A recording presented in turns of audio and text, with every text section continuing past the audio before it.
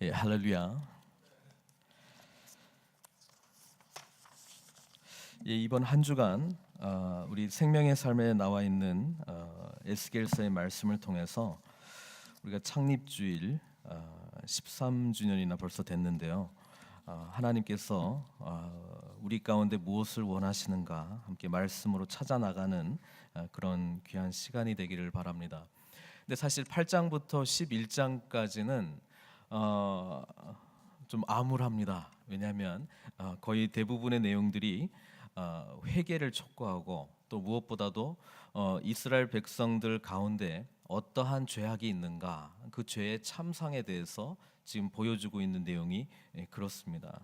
그래서 하나님께서 어떻게 보면 이번 한 주간 우리가 교회를 생각하면서 정말 회개해야 될 부분들을 내려놓고 우리 하나님께 간구하기를 원하시는 것이 아닌가, 그렇게 말씀을 준비하면서 또 생각해 보았습니다.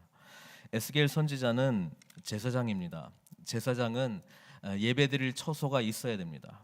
예배를 사모하는 사람입니다. 예배를 준비하는 사람입니다. 그러나 이스라엘 백성들이 워낙 죄가 만연했기 때문에 하나님께서는 그 아름다운 하나님의 성전을 파괴하시기로 작정하셨고, 그 예루살렘 성전이 멸망하기 몇 년 전에 에스겔은 이제 바벨론으로 끌려온 그런 처지에 놓여 있었습니다. 30세가 되면 이제 예루살렘에 있었다면 하나님의 귀한 직무를 감당하는 제사장의 역할로서 자신의 보람찬 삶을 살아야 되는 사람인데, 30세가 막상 되니 하나님께 섬길 수 있는 성전이 결코 없었습니다. 에스겔은 그래서 하나님께 대한 애타는 마음으로 주님, 이런 상황에서 나는 어떻게 해야 됩니까? 그런 가운데 우리 하나님의 권능이 임하게 되고 하나님을 보게 되고 하나님께서 왜 이렇게밖에 할 수 없었는가를 전하는 사역을 했습니다. 오늘 1절 말씀 보니까 여섯째 해 여섯째 달 초닷새 이렇게 기록되어 있습니다. 에스겔이 환상을 받은 것이 지금 여섯째 해가 그 여호야김 때 5년 때 본인이 30세가 되었기 때문에 지금 첫 번째 하나님으로부터 그 권능이 임하고 하늘문 열리는 체험을 하고 하나님께서 지금 이렇게 심판하기로 작정하셨다. 그것을 한 1년 2개월 정도 전했던 때입니다. 그리고 난 이후에 이제 하나님께서 에스겔에게 다시 임하는 장면이 오늘 우리가 보고 있는 내용입니다.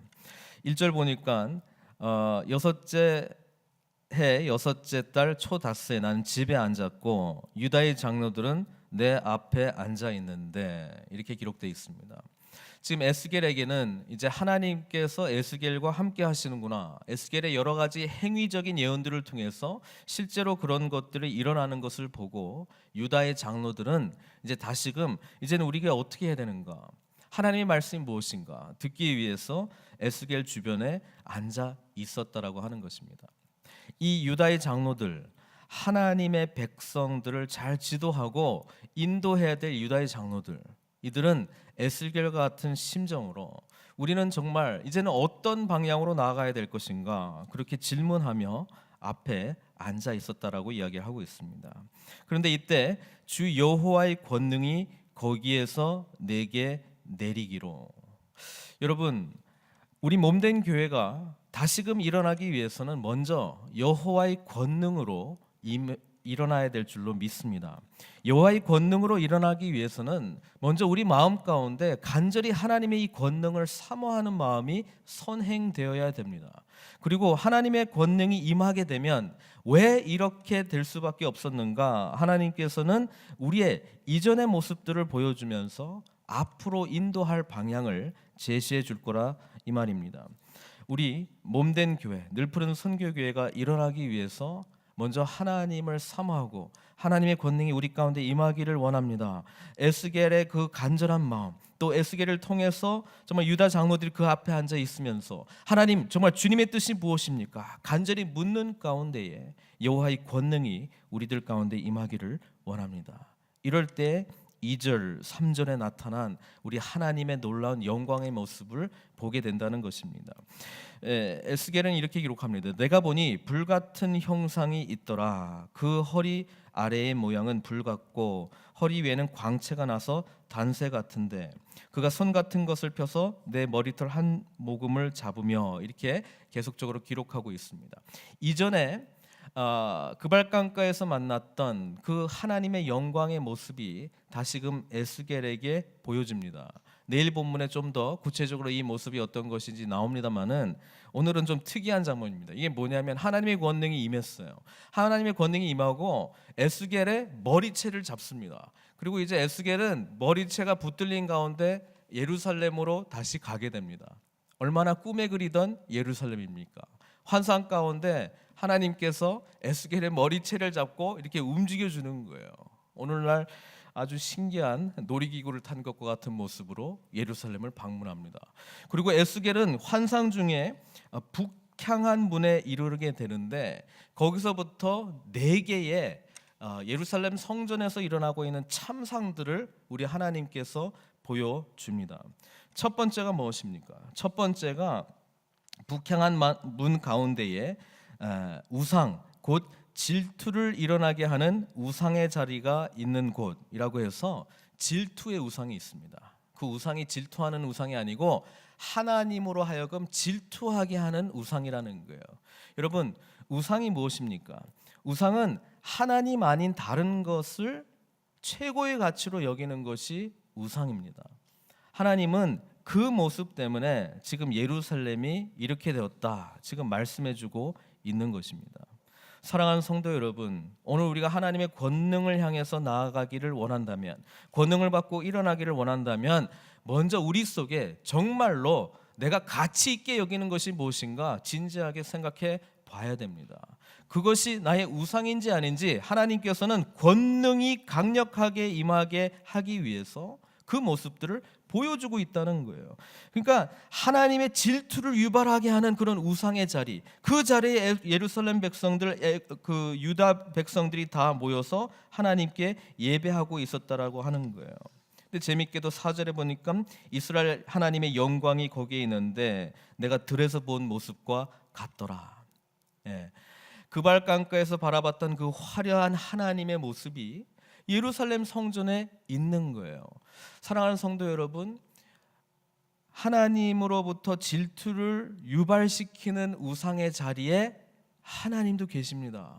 근데 하나님께서 거기에서 기뻐하면서 계시겠어요? 하나님께서 정말 안타까워하고 슬퍼하고 나에게 예배드리러 온 이 백성들이 어찌하여 저 나의 질투를 유발시키는 그 우상을 향해서 지금 절하고 있는가? 안타까워하지 않겠어요? 그 모습으로 하나님께서 예루살렘 성전에 계셨다 이 말입니다. 인자야, 너는 눈을 들어 북쪽을 바라보라 하시기로 내가 눈을 들어 북쪽을 바라보니 제단 문어기 북쪽에 그 질투의 우상이 있더라. 북쪽은 지금 어디를 향한 방향이냐면 바벨론, 강대국들을 향한 방향입니다. 이스라엘 백성들은 더 이상 하나님께서 자신들을 향해서 지켜주시고 권능으로 임한다라고 하는 그 믿음을 저버렸습니다. 그들은 눈에 보이는 강력한 것, 눈에 보이는 의지할 만한 것을 향해서 눈을 돌리고 있었다라고 하는 거예요. 여러분, 얼마나 안타까운 일입니까? 예배의 행위는 있고 예배의 간절함은 있는데 방향이 틀려 먹었다 이 말이에요. 하나님을 향한 간절함이 아니라 다른 것을 향한 간절함으로 그 하나님 자리를 대치한 모습, 이게 바로 하나님께서 에스겔 선지자에게 보여주셨던 예루살렘 유다 백성들의 죄악이라고 하는 거예요. 그 다음에 하나님께서 또 머리채를 붙들고 다시 인도합니다. 어디로 갑니까? 이제는 담이 있는데 그 담에 구멍이 있다는 거예요. 담에 구멍이 있어서 우리 하나님께서 에스겔에게 말합니다.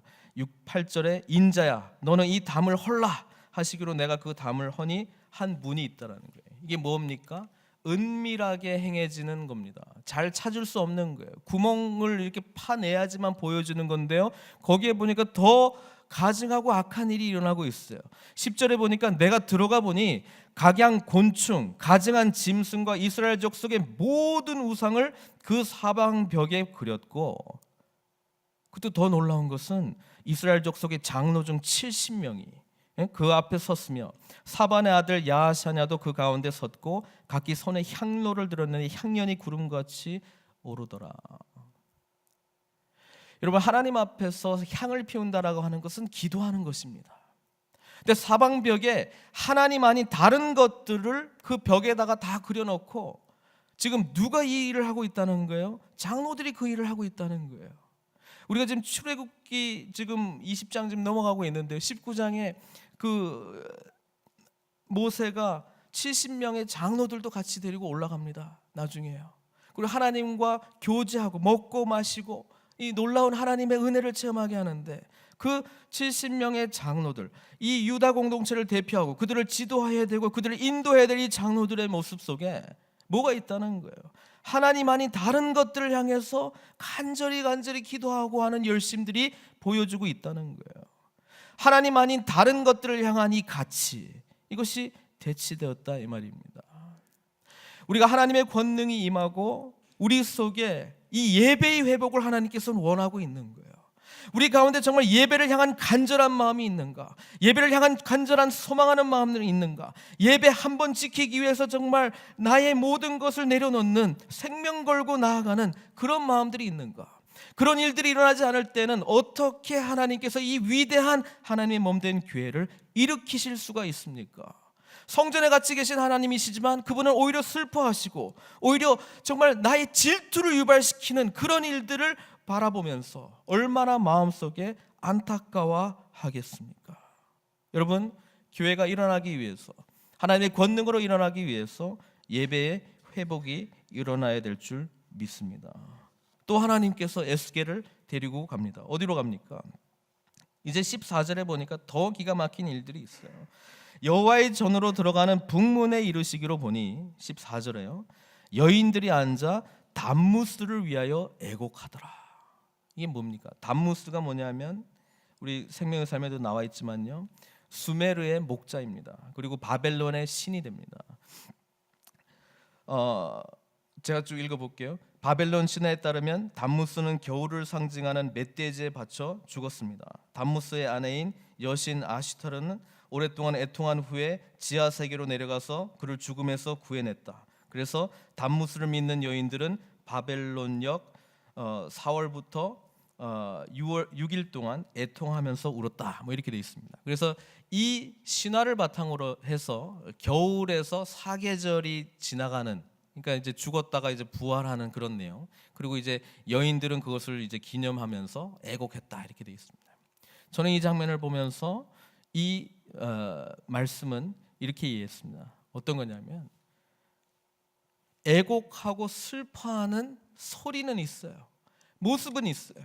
근데 잘못된 거를 향해서 울고 있는 거예요. 회개는 사실 감정이 동반됩니다. 우리가 무엇을 잘못했는가에 대한 정말 애통하는 마음들이 있어요.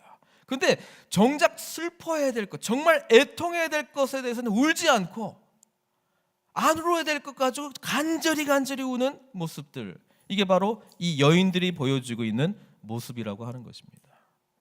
하나님의 권능이 임하고 우리 속에 있는 죄악들이 드러나게 될 때에 하나님께서는 그 부분에 대해서 간절히 잘못했습니다, 애통하며 하나님을 부르짖고 나아가기를 원하고 있다는 거예요.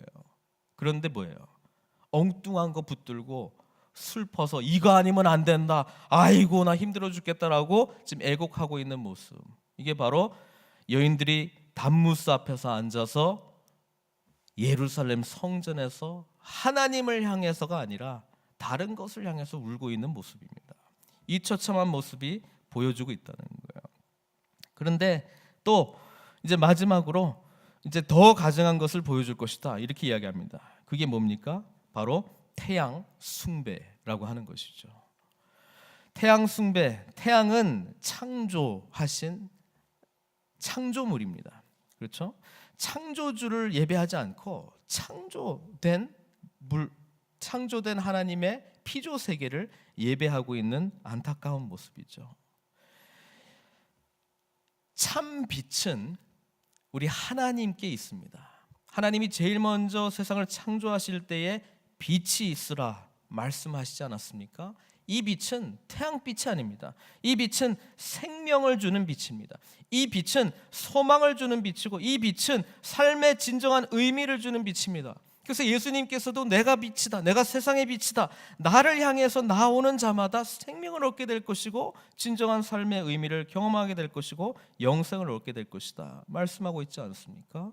근데 사람들은 뭐예요?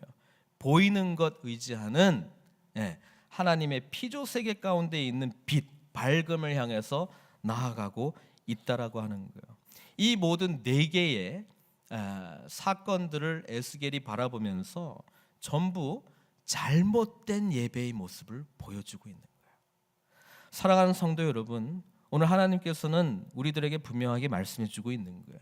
그게 뭐냐면 우리 교회가 일어나려면 하나님의 권능이 임해야 되는데, 하나님의 권능이 임하게 되면 우리 속에 무엇이 부족한 것인지를 보여주겠다 이 말이에요. 근데 그 중에 가장 넘버원, 하나님께 대한 참된 예배가 있는가, 그것을 먼저 찾으시겠다는 거예요. 이 예배가 회복되지 않으면 교회는 일어설 수 없다는 거예요. 우리들 하나님께 대한 간절한 예배가 혹시 하나님의 질투를 유발시키는 그런 질투의 우상으로 차 있는 것인지, 아니면 정말 다른 것들, 애굽의 그런 가증한 우상들이 가득한 그런 벽을 향해서 우리가 간절히 잘못된 것을 향해서 기도하고 있는 것인지, 아니면 애통해하고 있고 슬퍼하고 있는데 이것은 정말 하나님이 슬퍼하시는 것은 하나도 슬퍼하시지 않고 애통하지 않아도 될 것을 향해서 혹 애통하고 있는지, 우리가 우리 자신을 잘 살펴봐야 된다는 거예요. 마지막으로 참빛 대신 우리 하나님을 온전히 붙들어야 된다. 우리 하나님께서는 오늘의 말씀을 통해서 그렇게 우리들을 도전하고 있는 것입니다.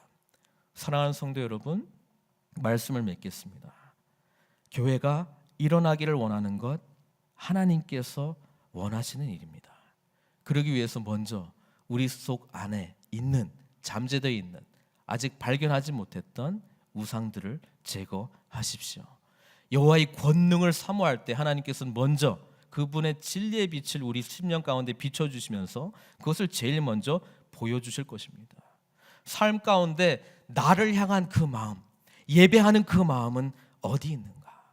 나를 가장 최우선으로 여기는 그 마음은 어디에 있는가? 그것을 하나님께서 제일 먼저 물으시겠다는 거예요. 예배 생명 거는 자를 향해서 하나님께서는 여호와의 권능 가운데 몸된 교회를 능히 일으켜 주실 줄로 믿습니다.